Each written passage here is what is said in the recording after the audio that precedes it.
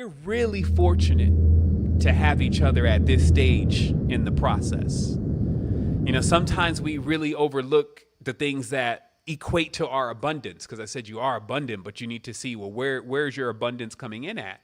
And one of those things is just having tribe, people around you that want to go through the process. Because I'm here to tell you, as you'll see here in a moment, 98% of the people in the world, and that's a conservative number, have not actually been on the process yet of awakening. 98%. We even say 98% because you can often go through an entire life. And of course, this is again what one denotes as awakened also, because there is a power. And when one has this power and it's turned on and you're around them, there's no doubt you feel it coming off them. There's no conversation. There's nothing. Well, they don't need to say, well, I have the power. That's you feel it coming off of them. So we're talking about that stage of awakening, right? There are about 2% of the beings in this planet that are at that stage right now. And we're being conservative because most may go through an entire life. Hopefully they awaken themselves, but never meeting someone that is actually awoke. And even beyond that, as I said again, even meeting people that are truly trying to accomplish that because they don't actually know what that is. And that's going to be a part of our conversation as we go through this next 2 weeks of Tribe Vibes is, so what is really activation? And so that way I can denote, as we said before, when, okay, I'm not activated right now. I may have been activated at certain points. Certain substance activate you, but it becomes very important to understand the truly activated, which would be the tantric state that is turned on at all times, versus the disconnected cable from, or slightly disconnected cable from, the great source that allows you to flow through all things. Because, see, that becomes a huge test. When this energy is moving through you, you feel the power and you feel the energy. It feels very similar to an orgasm. So to understand how to actually be able to utilize that in your being and focus that energy into other faculties that you have, rather than, of course, possibly the root chakra, and just externally into things that you can influence now because you have turned on this spark. Okay? So last week we talked about the cycle pump, and in a nutshell, being aware that across the barrier in the consciousness, there are untold powers. And that when one goes into that plane, exactly how to conduct themselves in order to benefit the most from that engagement, while also not creating an experience where you choose never to cross into that again because of the sudden, well, anything could happen, the energy and, all of that could go on. It could take you into like, okay, I'm never going to go in there again. Some people go on one journey, they take one substance, and then after that, they're like, man, I'm never taking anything again, because that experience just becomes so, overwhelming for them. Okay. So finalizing what I was saying earlier about this DNA chain and past lives. So what a person is really seeing, if they catch a glimpse into other lives or what they call past lives, is they're seeing the data that is on the chain. Our responsibility, our job, just like taking care of children, is to maintain the chain. This is like where actually our bond is tied. This is what our bond is tied into. This is what our word and even our name, this is what all that's tied into. Anytime you talk about words, bonds, names, oath, all those things are tied in really the DNA. This may be the first time it's been described to you like that, or you may have thought of it like that, but it's important to realize that there's a real chain code, and it's the DNA, and it's definitely keeping many things. It's keeping a balance system, like a check and balance, like somebody used the DNA, mom used the DNA, she partied it all up. And then now, you get the DNA passed to you, and it's like a baton, but it's already gassed out. Like there's no energy associated to it. You can have kids and watch the DNA chain pass to them. They reflect your attitude and mood of what your demeanor is. But you can also change your children by changing your DNA, and you can also change your entire lineage all the way into what you would call the past and the future, because the chain runs through the past and the future by choosing to maintain and maintenance the chain. Now, since this is a hyperdimensional process, so you got to go in as like a hyperdimensional surgeon. You need entirely different tools to be able to you're basically going in and servicing yourself. As I said before, it's akin to flying a plane and trying to fix it at the same time. Very interesting. Flying a plane and then trying to fix it at the same time. You know, you're going to have to pull out the power real quick to get some new wires. And while you're doing that, the plane is crashing, and then connect everything back together and then pull it out of a tailspin. This is what it would be like, because we're in an interactive experience. It's like it's beyond virtual reality and augmented reality. It's where they're going, you already are. And this experience is, it requires you to lose the whole binary approach at how you service things, and then go into almost like, if you ever seen one of those compasses that are sitting inside of the water, and you know how it spins all this way and that way, but imagine yourself as that ball, and you now need to go and service all these points of yourself. And also imagine that because this is work, and you have some lazy ancestors too, that few wanted to service the chain. Especially, it's great to create all the memories, but to clean them all up, to bring them out of the netherworld, really, to bring them into truth, is an entirely different process. And I'm going to explain that. So, what is truth? Well, beyond that, I guess truth is everything, right? It just states that truth is not division. Truth has nothing to do with division. Truth is a total unified thing. You cannot start defining that because it has no definition, but you know what it is and you know what it isn't. So since truth is not division, but division exists, what is division? Some may go on this conundrum right now. I don't know a part of truth. There is no part of truth, because truth is the whole thing. So what is division? It is not. It is nether.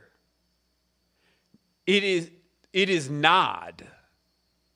It is what we would call, I don't even want to use the term sleep. I don't want to use no wrong words here, because this is very important, because when you're really trying to do surgeon's work, you need to get this right where it is. What are we talking about then? If there's a division, but truth says that everything is unified, there is no division, but yet division is ensuing, where are we at?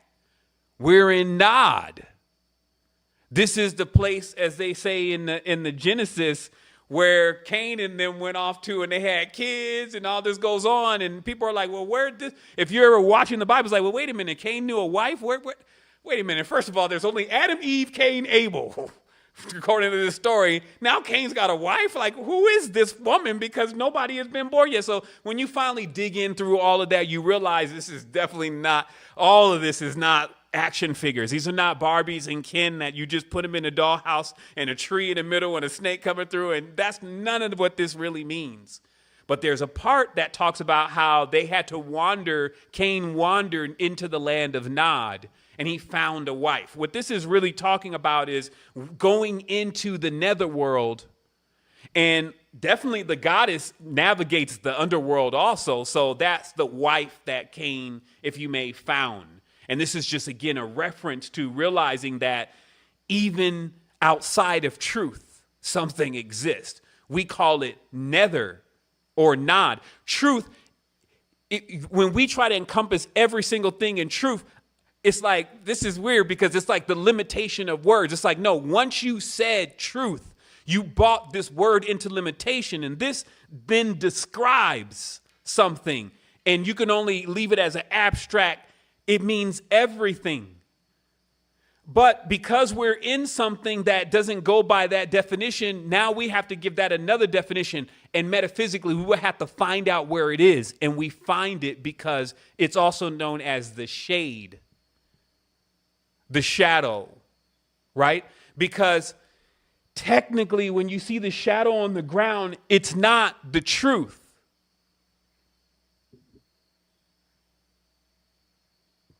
It's not really you. It's a reflection of you. It's not the whole you. This is how metaphysics always built in every single thing that we need to know with the exact experience, that the shadow, while being there, is not really us, because we are complete. The shadows over here are split, and he's casting this shade, and in that shade is the realm of Nod, or the Netherland.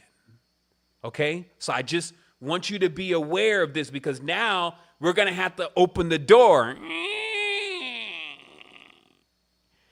And first I have to say, do you promise to tell the truth, the whole truth, and nothing but the truth? Remember, the whole truth. This is why they say, do you promise to tell the truth, the whole truth? Well, wait a minute. Is there another truth? See, there's another truth in people's mind when they start lying. Right? That's why they're asking them, hey, make this oath. Notice, once again, this is all tied into oaths. Make this oath. Do you promise to tell the truth, the whole truth, and nothing but the truth, so help you God? This is a riddle right here. It's literally saying, man, if you don't tell the truth and you go in there and you're lying, so help yourself.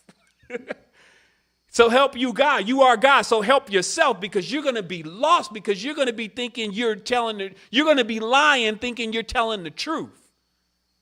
Okay, and that's what I was saying before about defining things the wrong way and assuming it's that way, and then figuring out later on you defined it wrong.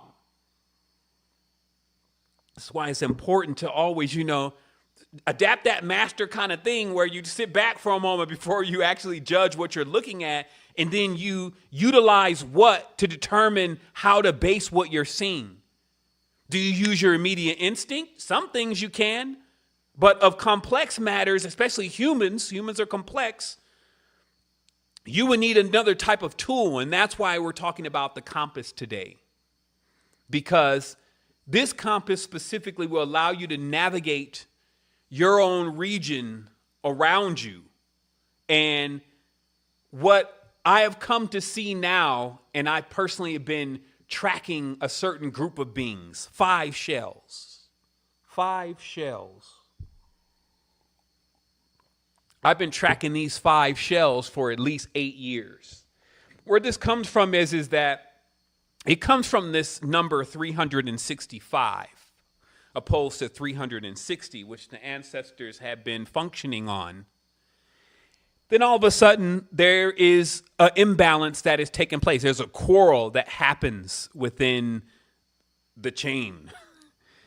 And the solution, rather than telling you all the different details and myths around the situation, the solution was to create 5 extra days. I think this is Isis, Set, Horus. Every single theism has this 5 extra gods. And as I began to study these beings, I also realized that in certain traditions, they had related them to the fingers on our hand. Like this is Hermes, or Thoth, or Tahuti is the pinky, right? And the 5 were also on the human hand. I said, that's strange, because it also seems to reference this same thing every time they're using this pentagram and this symbol. It means something so deep. It's magic, because it's about the 5 extra that were on top of 360. It's actually about us and the intellect and the kind of world we're now in, and what we created inside of our world, and how those things could even be created, because they were created with an additional 5 forces that came into play, each in their own way, keeping their own boundaries. Now, you have to know, as an adept at this stage, or even an initiate, that when you see a force, when a force is identified, there's always an opposite. Everything seems to cast a shadow. Now, this will unlock some stuff by the end of this build, because if you go back and listen to this one time again, you'll hear that I'm literally unlocking the code as we keep talking through the words. and the tense of the words. So, as I said before, the nether or the nod is the shade or the shadow, and that is really nothing, but it exists. It's like a counterfeit, a replica. Okay? So this is where we start opening up this vault of mysticism, because there are replicas everywhere. It's like when you go in nature, you may see a weird bug, but there's another one. Even if their numbers are smaller, there's still another one. So this means that pretty much many things are just replicas of something that was the original one. So there's like an original tree, an original beetle, an original. And then as this is how you can begin to comprehend total unity, because then as you even have those categories of those, that one bird, that is the bird of all the birds DNA in that one bird, you'll see all of that start itself merging also into another form that doesn't have a name. But it's important for you to, instead of going riding up that high, because you may get untethered since we're in the netherworld, is just to see though that we created a space that is full of replicas or shadows, and we interact with these shadows. We actually feel like that, we can interact, that we're like in our own mini version.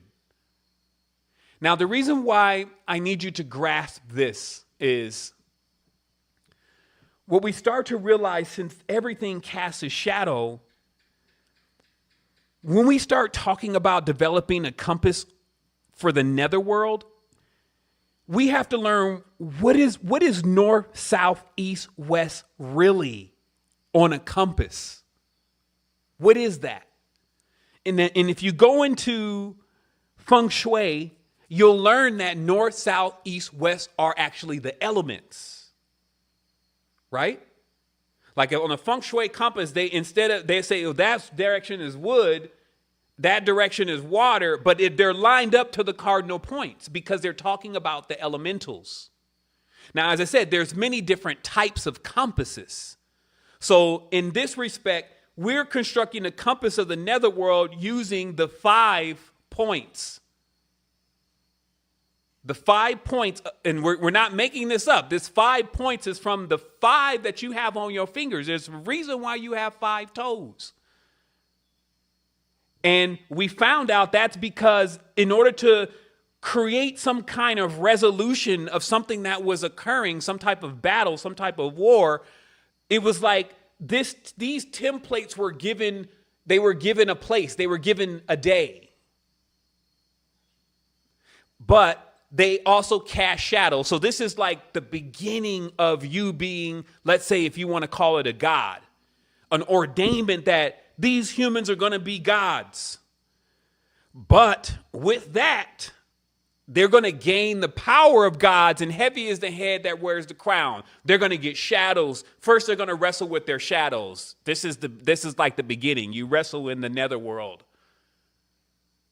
And this is because you have to come through this process of learning who you are. But you're going to actually do that as we talked about, and trust that you can graduate this course as fast as possible if you get what's going on. But the payment is pain. You actually inherit a pain body. This is a paying body, a body that actually can produce some type of abundance that you can pay with for this lesson that you're going to go through in this university. And the first lesson starts from, they ain't started on ground zero. They start the lesson in the netherworld. Why? Because you bury seeds first, don't you? You don't throw seeds right on the surface and expect something really to come out of that. That's what I said, the parable of the sowers. The bards or the birds are going to come and pluck it up. You know, they're going to sprout up for a little bit, and then there's going to be no roots, and they're going to fall over. So that's, the deeper you go into the nether region of the consciousness, if you make it back up, that is going to be the more solid you are, and that's going to denote your ability to connect with the all, right? Because to plug into the all, you need to have in electronics, we call that, you got to have the right gauge. Okay. You can't have that, that, 50, 60 gauge, we send some voltage right through it, everything burn up. It's like, boom, you see the whole line just, because this is really, we're talking about real power here. We got to snap out of this, this falsehood, because see, the falsehood makes you not have power, thinking that power is what you may have. And you can't throw no, you don't feel no voltage coming off of you, like an actual, like when you rub across wood, you feel like a layer there, like a buffer, like what you would feel when you try to push two magnets together. That's what happens when you jump off your field, when you actually activate this thing. And so what I'm going to do today is explain to you what is the grime, literally, in between your circuitry, which is your chain, that is shortening out who you are because it's pretending to be you or your ancestor.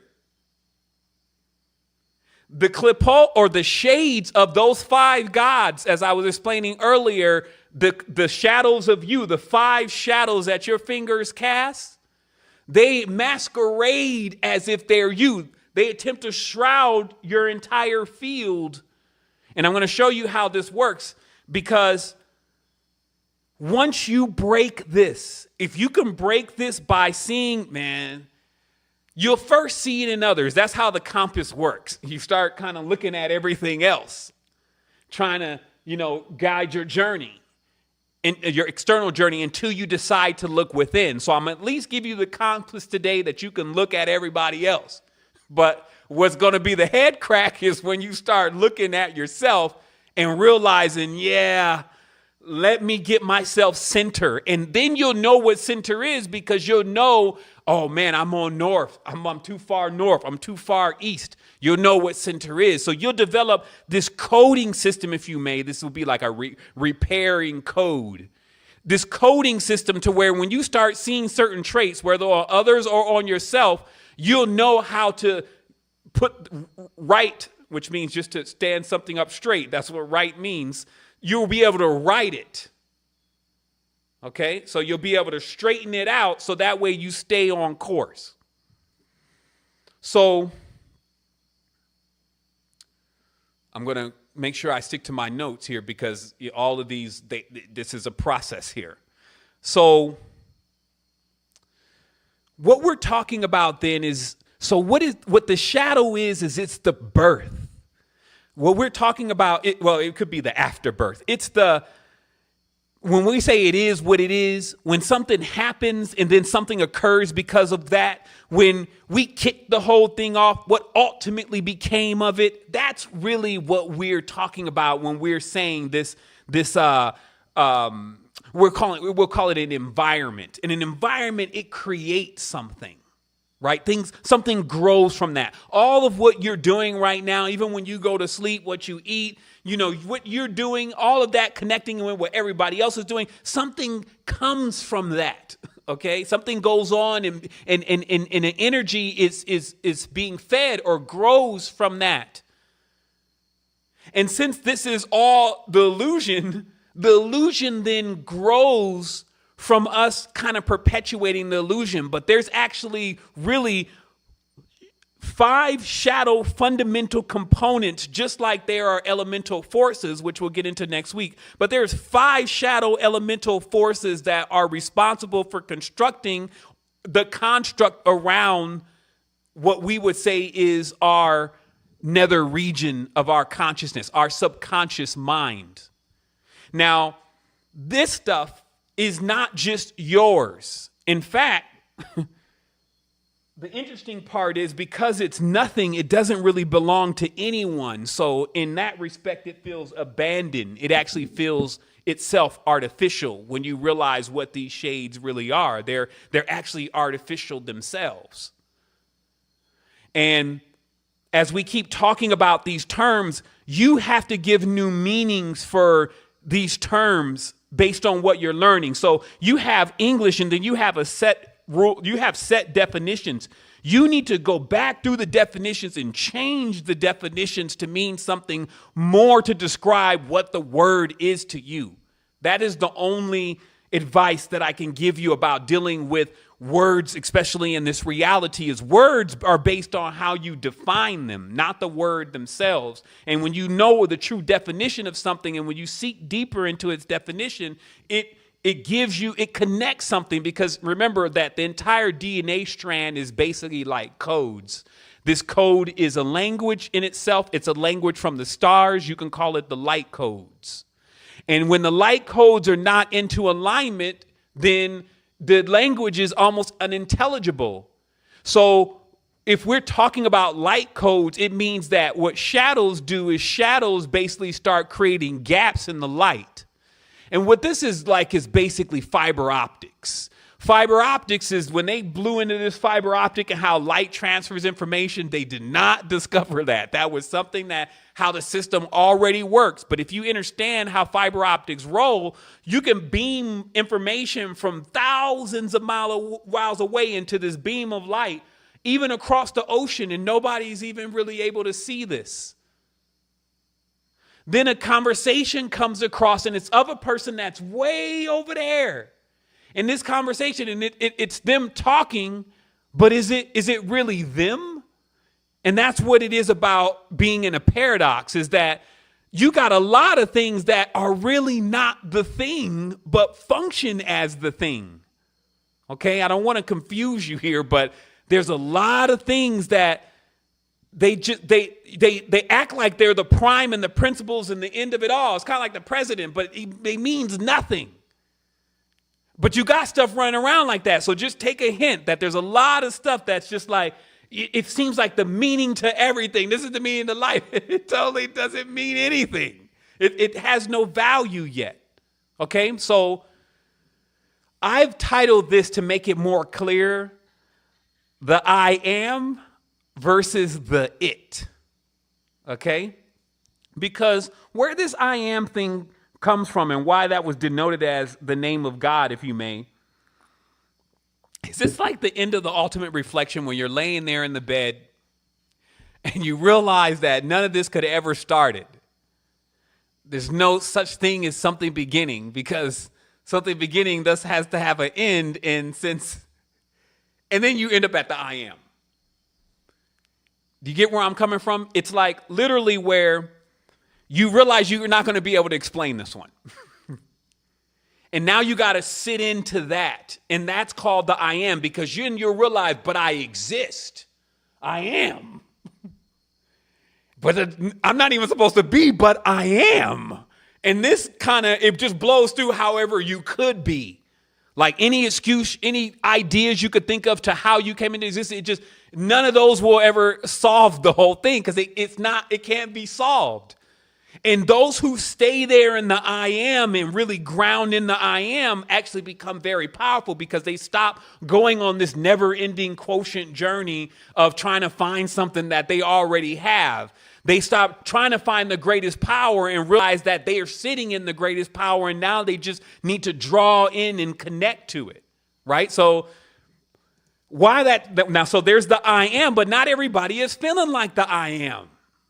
Now, the I am is the truth, but they're not feeling like the truth, because they've been molding themselves into something else that is not. They've been taking advice from something else that is also not the truth, a shade, and we call it the it. Now, the reason why we call it the it is because we have to disassociate.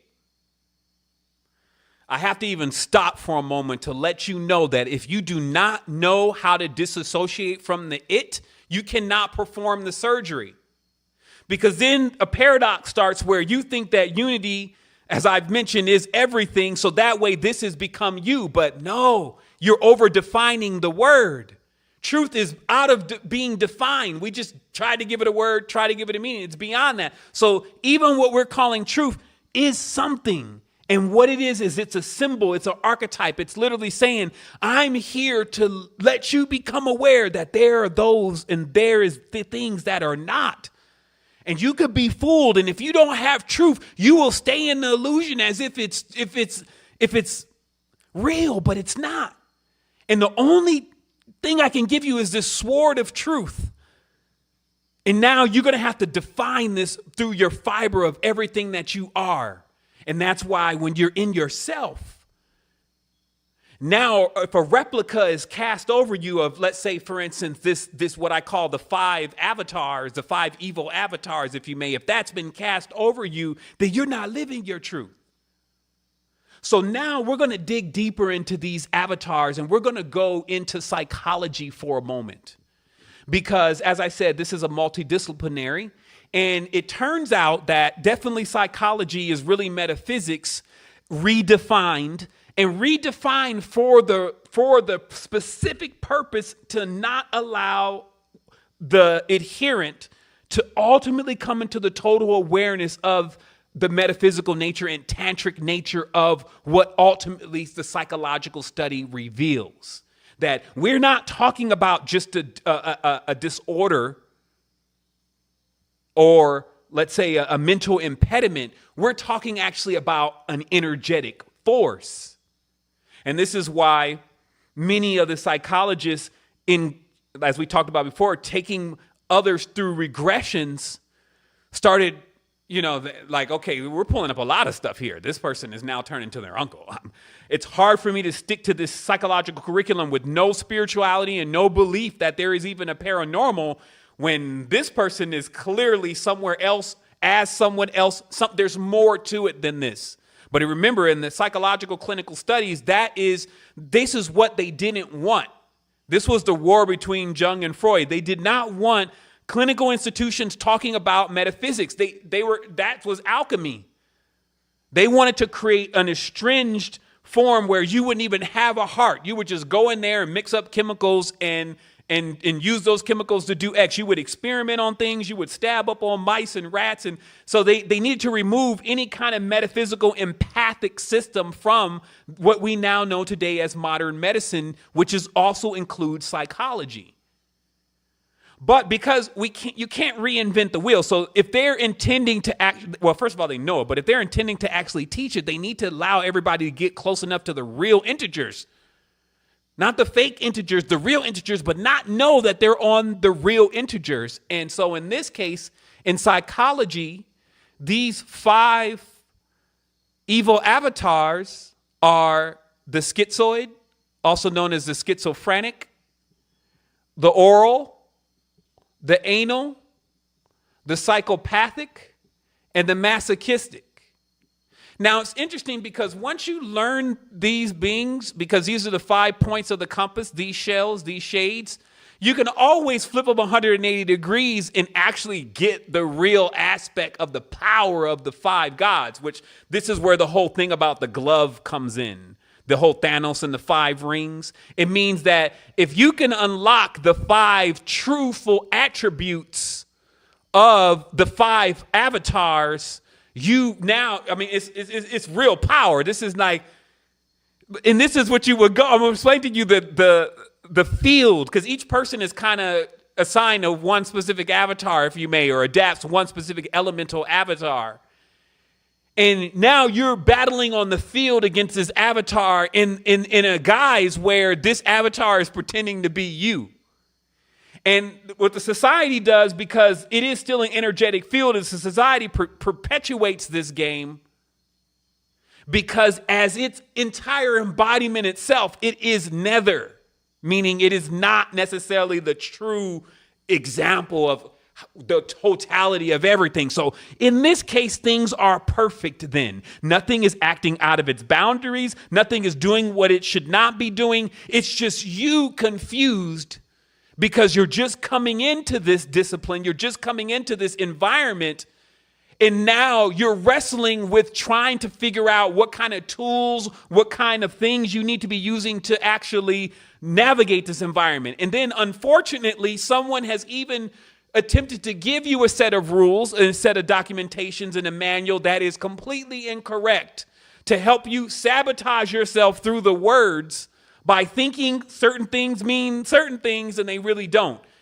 And this perpetuates that. So let's dive into very briefly the its, if you may. From a personality level, this is going to be, for me, very difficult to do in respect to not saying and they do this. Okay, I'm just going to show you disassociation and how this works. And people like this do this. This is not how you want to go at this, because you'll start realizing you're also talking about yourself in some ways. So you'll want to always say, and it does this. This is how it acts. So that way, what happens is you get a full ID on this thing. You see it's it. You're able to actually realize that, yeah, after all, if so many people are forming themselves into these shapes because they're not actually aligning with the higher aspect, if you may, or the balanced aspect of themselves, that containment itself would be rather big. This wouldn't be like just something small. There's only 5 variants, okay? Possibly 4, but there's only 5 variants. So it's not going to be all these different things. It's going to summarize itself, and then it's going to be concentrated into that. So let us go on this journey real briefly. First, we have the schizoid. This is a split personality. And we're going to drive through this metaphysically and see how it functions. This is like we're in a ship and we're driving around the Eidolon schizoid. And we're seeing its mega structure and metropolis and all of the different beings that it has trapped inside of it, and how it dials in, if you may, its codes and traits in order to get more inhabitants inside of its shell. Okay? This is the compulsive criticizer. 80%, and how you test for this is if you turn on a recorder and you record all day your conversation and you come in at the 60 percentile, 70 percentile of criticizing and not liking and all that, and that's most of your situation, that's most of the conversation, this is the entryway that this is possibly the avatar that is resident within the framework. Now, again, as I explained before we go into this, the first use of this is when you're navigating your consciousness and you know these directions, you're able to see beings that you've come across in the past, if you may, even your own parents, and you're able to use them as literally the compass or the actual point. See, this is not fictitious. The boundary marker for north becomes when you have, because you've met probably 50, 100 people in your life so far, hopefully. So you have, and many of them you've had an intimate connection with and you've been with for a while. And so you actually have real live markers, if you may, in order to be able to set these points on the compass. Because see, where psychology created its wall, if you may, its altar, which is basically called compartmentalization, where it created its compartment was when you read about a personality trait with someone, or like from a book and all of the personality traits, this still doesn't necessarily have to do with how that personality would interact with you. Not because you're just different than the next person, but because you still would need your personal experience. So if you have never dealt with one of these personality types and you just read it in a book, it can never calibrate you internally to let you know where, what was the real experience with dealing with that. Because they did this is what came from that. And this will make more sense later on, but I wanted to mention it now. So as we're now in our vessel here and we're driving around the schizoid, what we find is that all of these avatars have an emotional addiction. For this, the emotional addiction is they need to be secure. So because they need to be secure, they have mastered themselves the system of masking. Now, what masking is that when you don't appear at all times, let's say, unless you're totally comfortable with yourself like you want to be. So for the schizoid, they actually never really appear or feel secure with how they really are. So they have to have a mask. And so what they do is they isolate themselves. This energy isolates itself. And then it, like standing in the mirror, it finds the most appealing and the most ideal mask. When it finds that perfect mask and it comes out and it gets the response that it's looking for with that mask, it opens up. Meaning at that moment and in that moment only, you see the true being behind the schizoid. But as with everything and as faces change, once that, let's say 12 o'clock for Cinderella happens, then they shift into only a fraction of their being and their personality. It's like you can't stay dressed up in nice clothes 24 hours a day, 7 days a week. So they then go back in and they try on more masks. And they're extremely conservative, meaning that even their dress is more conservative than the standard person. Okay? So this is also an introvert. As I said, conservative. And the key component to realizing when this trait or this avatar is present is it's always intellectualizing everything, even if the person themselves is not really intellectual. Meaning that there is a feeling, this energy feels within itself that there's such a power in intellect, in appearing intellectual, that this is the face that it will want to put on at any point. That this, if it has a face of preference, it is the intellectual, and to appear smart. Because when you can intellectualize, it's like you're keeping this mask in front of everybody of just your intellect. And this is what you would say is the energy or the avatar of the schizoid. Let's keep moving. Now also, one final thing here. These are call signs. They know how to intelligently wait to correct you. It's like a Thor's hammer for them.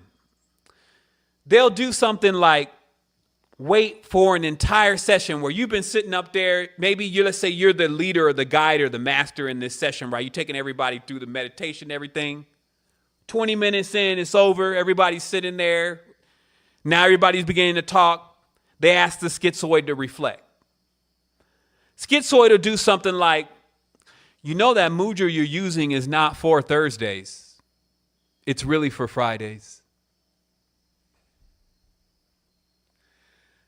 The Bushido blade on the whole thing. Basically, they'll do something like, you know you're not wearing the right kind of glasses for your eyes. I don't know if anybody's ever told you that.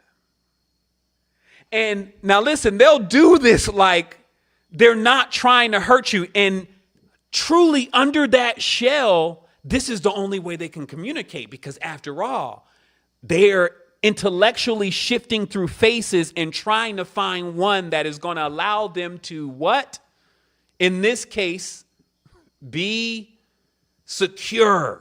Okay, remember, the emotional addiction here is to be secure. So there's nothing in their mind that is more secure than a very smart, intellectual stance where everybody says, Okay, so this is how you peep that. Let's keep going. Now we shift face on the 5-face evil avatar and we come to oral. This is an oscillation between entitlement and abandonment. And I'll explain what that means, because there's a deep emotional subset that goes on here. And those who have been abandoned often become oral because abandonment shifts to entitlement like a hologram. Watch this. So this this energy itself. Now, remember, you'll recognize this in some of the stuff that you have going on, a past lover, somebody that you're with, because 98%, as I said, are dealing with this. And this is the film separating them from who they truly are. And this is why they do it. And this is why others perpetuate doing it. So when you meet someone and you say, man, they remind me of, it's not them. Nobody should really remind you. If they're in their true self, they should not remind you of anybody because they're original. How are you going to be reminded of the original unless you are the original self and you're recognizing yourself and namaste? That's the only way you're going to reach that stage. Other than that, when you recognize someone, it's because you're recognizing one of the 5 evil avatars. And because as they've created this psychological box, as I said, even the psychological aspects that were done within the schooling system is only to work through these subsets. Because, see, someone else, a master, can go through and they're going to pick through all this. Like a psychologist, a handler is right away within 10 minutes. Okay, this is a masochistic personality. Boom, boom. We're going to fire A1, A3, and A9 on them. And this is going to have them ready for what we need to do with them, because that is ultimately because you're navigating the psycho. Okay, it's funny how this word psycho, how do we see it? When I say psycho, you think, shower curtain, long knife. But psycho means the mind. You see what I mean? So you can see where this is going. They took the word. You got to bring the word back. They say, shoot, the word is dangerous. Like, these folks are crazy because they're still telling the truth, because they're talking about once these avatars are reigning supreme in the being's consciousness, now they start to have these, they start to wear this cloak. And then they think it's them. And they keep identifying with it all the time. And they even say, this is how I'm like. Okay, so let's keep going here. But it's really it. and you can clip, like clipping your nails, like coming out of a husk. This is what it would be like to come out of an evil avatar, okay? So this is the emotional addiction. Now, this emotional addiction is about being loved, okay? The oral entity is always into this being loved thing, but not loving, okay? Because this is 2 different things. Being loved is like a person enamoring you, almost worshiping you in a certain sense, but being able to give love is a totally different thing. So you always, it's such a fine line. Sometimes people don't recognize it. They don't recognize that an oral person is acting like they love everyone so much and need everyone so much. Let's go through this. They exude this dependency. Okay, like, oh, I need you. I need you to be here. And they attempt to make you feel like that they need you so much, but actually they don't. This is just the beginning of an oral personality. So it goes on, as we call it, a counterfeit personality. This is a naturally clinging and needy kind of energy, and it wants everyone to feel like it's depending on them. Okay? And it believes it needs more than it does. Now, how do you spot this oral personality to be able to, again, recognize it, use it as a guide on the compass of the netherworld, and even remove it if it's necessary to remove from your conscious? You got to hunt this thing down and find out where the boundary line is. It's like tape. You're trying to find where the beginning of the tape begins to start peeling it up. So you need these call signs to let you know if you can see it, because other things like, it's clingy, that's not enough. There's certain traits, and one of these traits are they surplus everything. This is why they're actually so clingy and they feel needy, because they're trying to get as many people on the clingy and needy team.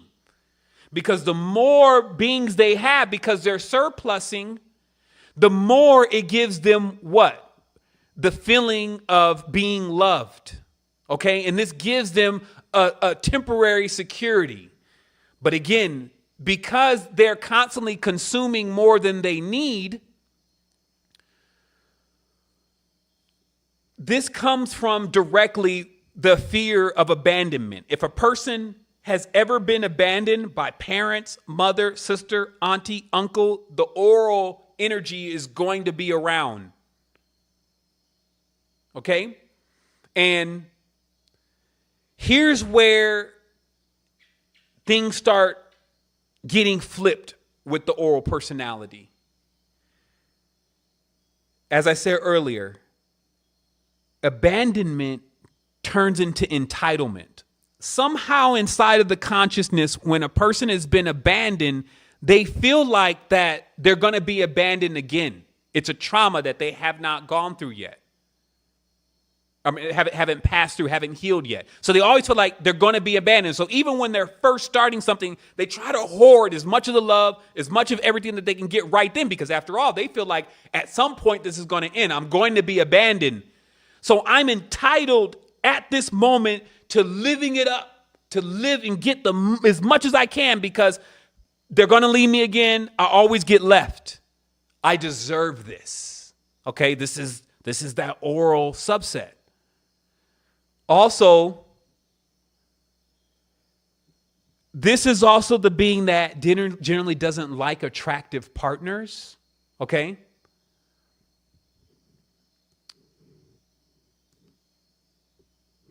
Give me one quick second here.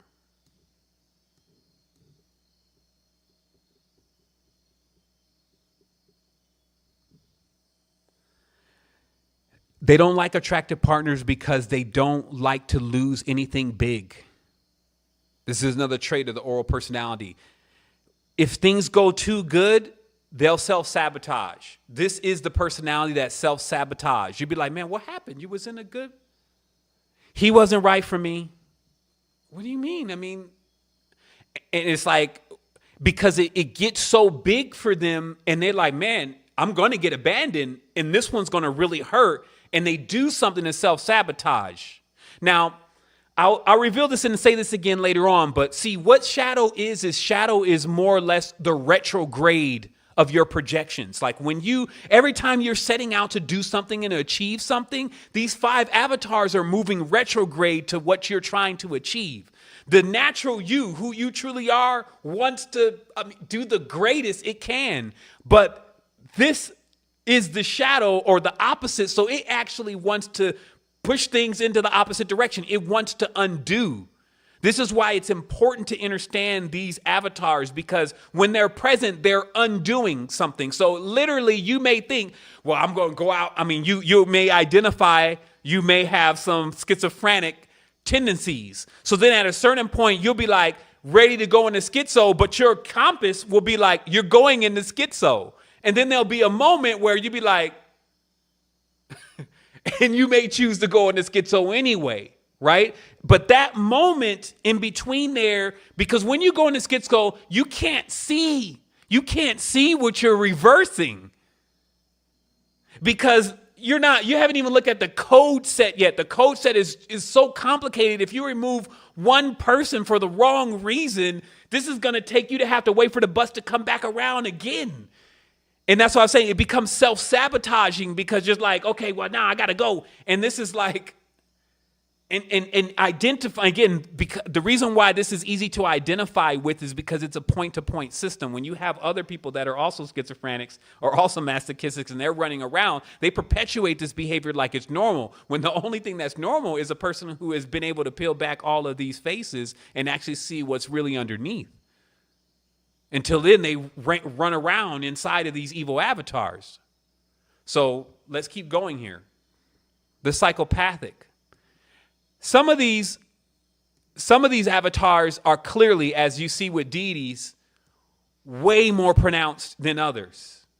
In fact, they seem to work, as we'll talk about next week, like elements themselves, where one can go over the other.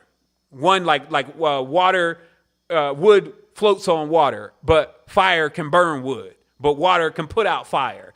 These really work like that. But I was going to explain this in detail today about that, but it was like, it's going to even take me at least a little bit of more time to actually get through just these personalities and understanding how they connect on a metaphysical level.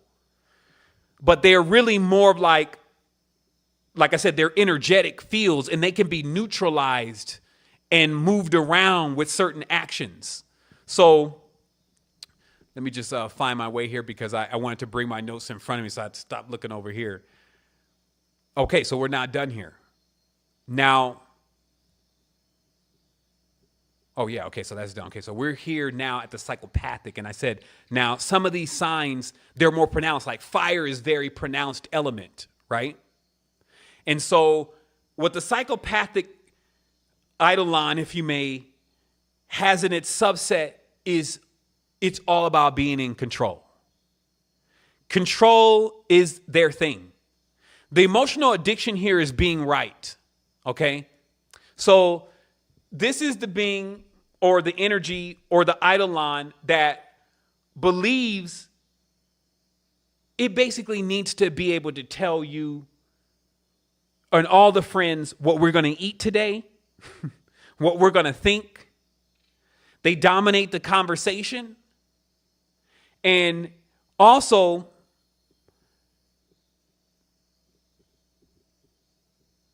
and I kind of switched up my screen here, but so basically this is the kind of subset, and that's why it's very when you run into a psychopath, you know you're in front of a psychopath. It's very pronounced. They are very controlling, and anyone they can't control is generally your only escape from a psychopath is at that first moment when they realize they can't control you.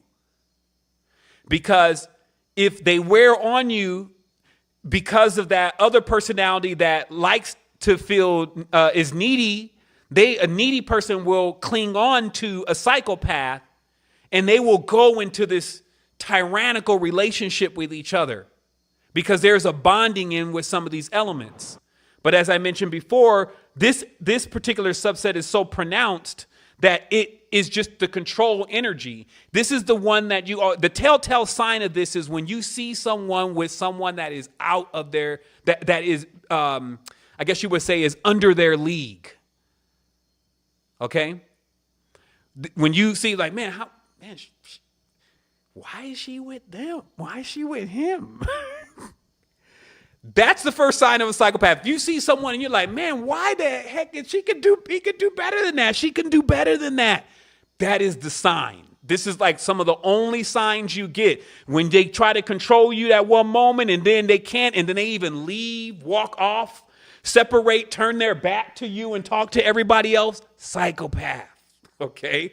Just understanding when the compass starts spinning in that direction. Now, I'm going to also smooth all of this out here in a moment, just to let you understand that this is not something that you need to be trying to figure out every single person's position on the compass so you can run in the other direction. I'm going to show you that in a minute, but it's important to also remember when you dealt with, as you're setting the points in the compass, and you've probably dealt with a psychopath before, you can remember your experience with that energy. And then you can determine the things that you were able to get the psychopath to do and the things that you were not able to get them to do. The things that when you said that to them, that keyword triggered them. When you talked about those things, that brought out these things. So you literally are able to actually realize that, hey, in all of these, that there is a power there. But I just have to be the magus with this particular upside down pentagram and making sure with these evil avatars that since 98% of the beings in the world are not trying to even become aware that they're functioning under these spells, and I cannot separate myself from everybody, I need to then do what? You cannot isolate. When you isolate, you will then fit right back into who? Another one of the evil avatars. Your life is not designed to isolate your unity. So you're designed to actually connect with everything, right? So you need to know how to navigate. And if someone, again, we've talked about this since day one, etiology and many of these metaphysical tools that we bought for, if it's only just to be used to tell somebody else or talk about somebody else, you now fit under the category of a schizoid because a schizoid loves to criticize everybody. So do you see how this works?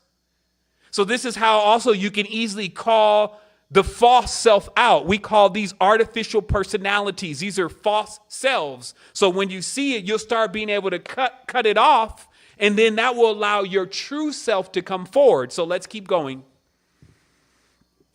So we talked about the sign when you're dealing with There's only a few signs. Remember, psychopath's a bit more heavier than the other signs in certain respects. So if you end up cornered with the psychopath, it could be very dangerous. That's why you have to learn the signs of the psychopath, because as it is like fire, it's one of those energies that you need to be able to recognize. So now we have the masochistic. Now, this is what we would say is the passive, indirect, aggressive. Passive or just indirect, or what they call passive or aggressive. They hit everything at an angle. This is generally, this eidolon itself, if you may, it always moves, it never moves direct. There's generally a timid or a shy demeanor around this actual avatar. Okay? Now, this avatar avoids risks at all costs. So this avatar has a tendency to really cook up a great deal of the fear factor. Like, it will never again approach anything directly. So even things like sex, because everybody needs something, they won't ever approach sex directly. It has to be under some angled agreement, right? Okay, so also,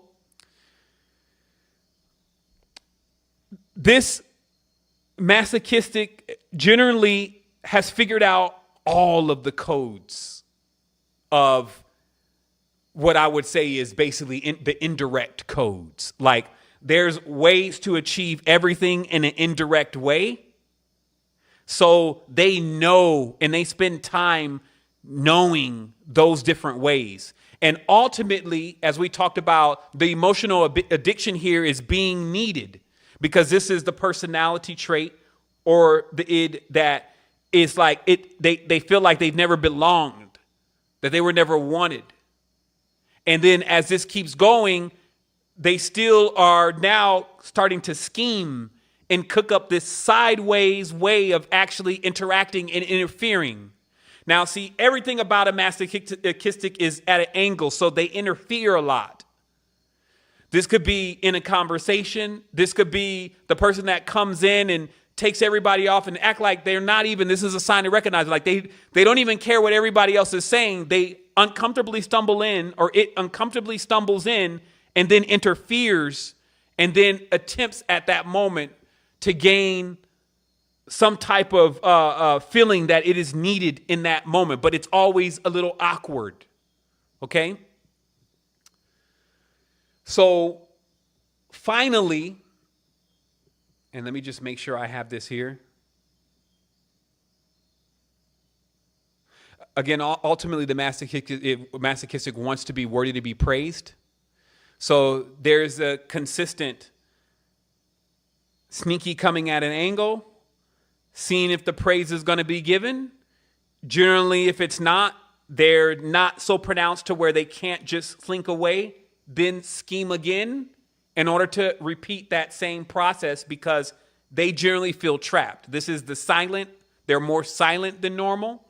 And they're constantly, again, looking for that validation. So when you give them that validation, they turn on like a light for a moment, and they even come out a bit, and you see their character. And again, this is what these shells are doing. They are shrouding the being's real character. And this is why when you know this stuff, you can learn how to be a metaphysician and really work on actually releasing a being from the evil avatar. This stuff is not predominantly should be used to just judge people and say, oh, that's definitely a schizoid. As I said again, I said that earlier, but if you find yourself doing that, that means you're suffering from one of the signs. That means that you haven't opened up your heart and actually realized what your true purpose is, that you're not in the position to clean the chain and to fix the chain. You're breaking the chain and keeping it broken when you use this compass that way. But stay on guard. Like, be able to know, like when you're being able to, you're basically utilizing this to navigate through your consciousness also, and that's its greatest use. And then once you are able to like disassociate, as I said, you said, but that's not even me. Then you're able to come in fast. You start getting faster and faster at not recognizing, you're getting faster and faster at recognizing who you are not, which opens up and gives a segue into what you really are, and for you to really see that and realize that. Because if you don't know necessarily who you are because you've been used to being something else, it's going to be very exciting to be able to see yourself truly. But then you got to take these moments to be able to recognize it. So we have finally what is known as the anal personality. And this particular construct is completely materialistic.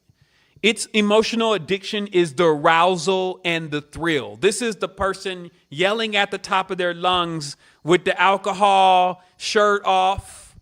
They never negotiate. Everything is a challenge for them because they always want to win. They even bring winning into things that winning has nothing to do with. Like, we could be at a shelter feeding people, and now all of a sudden it's a competition to see how many people we can feed. So they will bring this competitive kind of, or interject this competition as a mini game inside of everything that's going on. And to recognize them, you can always see them, because it's like, for them, places like funerals, hospitals, it's like kryptonite for them. I'm in the car. I'll stay in the car. I don't want to go in there. They'll be way in the back. Like anytime, like a wedding, there'll be the one sitting in the back. Because what's going on here is that they feel like emotions weaken them. So they lack empathy altogether and patience. So they really flee from any scenario that basically they have to show some level of empathy. And this is how you can always recognize it. You throw some empathy out there and then they're gone. You're dealing with a person that has that anal personality trait, right? That kind of eidolon over the top of them. And of course, they have a tendency to be quite selfish because they're afraid of the outcome of their emotions. So everything to do with the emotional subset, they have completely shut down. It's only about winning. And this is, to them, how they create barriers. Because how an anal personality is able to survive in itself in not connecting, because it likes to basically tear things apart, it has to basically create a film between one thing and another, or them and you. They live in this subset like, oh, I have a Ferrari, you don't. Or I have a good job, you don't. I'm educated, you're not. Everything about their entire makeup to separate from things is all about creating a barrier that is a game of who is the winner or who has something that others do not.